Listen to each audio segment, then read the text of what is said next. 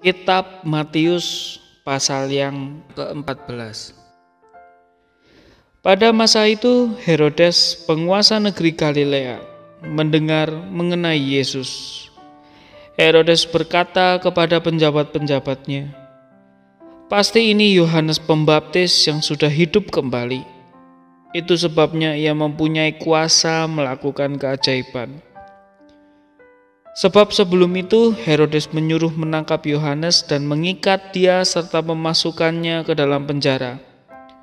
Herodes berbuat begitu karena soal Herodias, istri saudaranya sendiri, yaitu Filipus.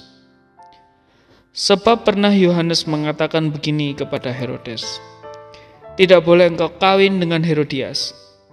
Sebenarnya Herodes ingin membunuh Yohanes, tetapi ia takut kepada orang-orang sebab mereka menganggap Yohanes nabi. Pada waktu Herodes merayakan hari ulang tahunnya, anak perempuan Herodias menari di hadapan hadirin.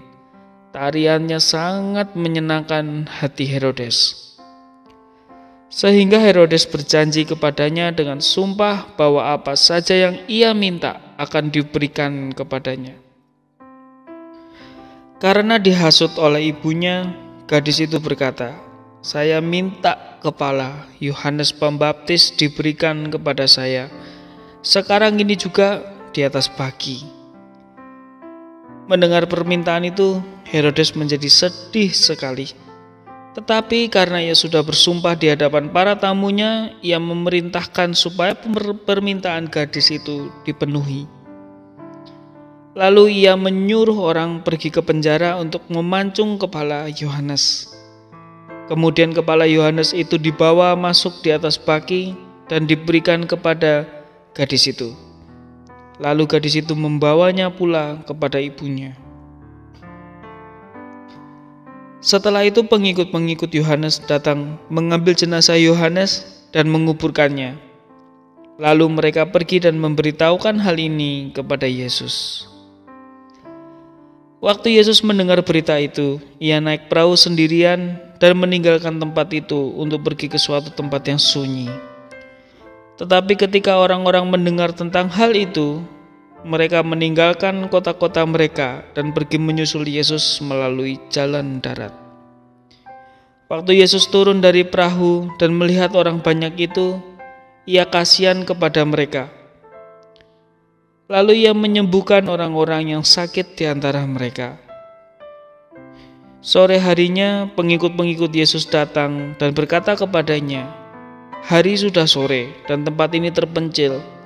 Lebih baik Bapak menyuruh orang-orang ini pergi supaya dapat membeli makanan di desa-desa." "Tidak usah mereka pergi," kata Yesus. "Kalian saja beri mereka makan." "Kami hanya punya 5 roti dan 2 ikan. Jawab pengikut-pengikut Yesus itu, "Bawa itu kemari," kata Yesus. Kemudian ia menyuruh orang banyak itu duduk di atas rumput. Lalu ia mengambil 5 roti dan 2 ikan itu, lalu mengadah ke langit dan mengucap syukur kepada Allah. Sesudah itu ia membelah-belah roti itu dengan tangannya dan memberikannya kepada pengikut-pengikutnya untuk dibagi-bagikan kepada orang banyak itu. Mereka semua makan sampai kenyang. Sesudah itu pengikut-pengikut Yesus mengumpulkan kelebihan makanan itu dan ada 12 bakul penuh. Yang makan pada waktu itu ada kira-kira 5.000 orang, belum terhitung anak-anak dan wanita.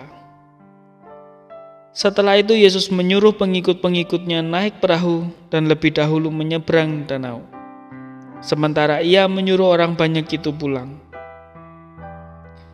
Sesudah orang banyak itu pergi, Yesus naik sebuah bukit sendirian untuk berdoa. Waktu sudah malam, Yesus masih berada di situ sendirian. Sementara itu perahu yang ditumpangi pengikut-pengikut Yesus sudah jauh di tengah-tengah danau.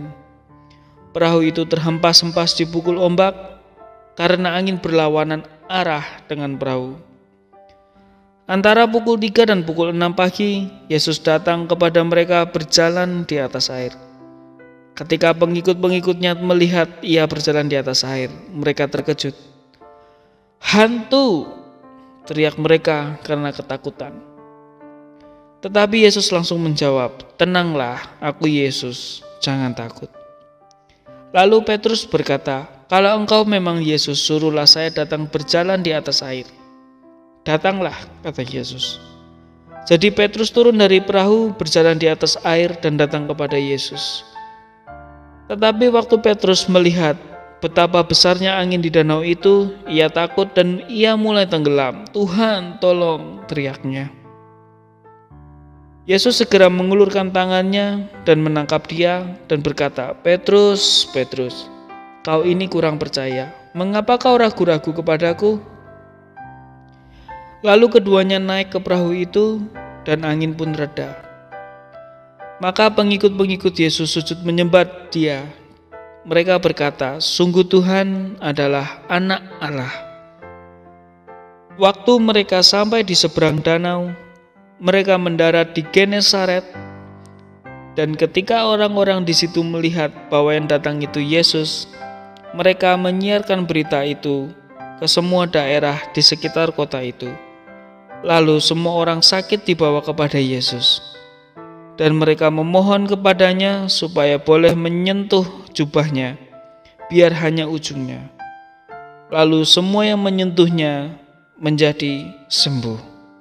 Demikianlah firman Tuhan. Haleluya. Amin.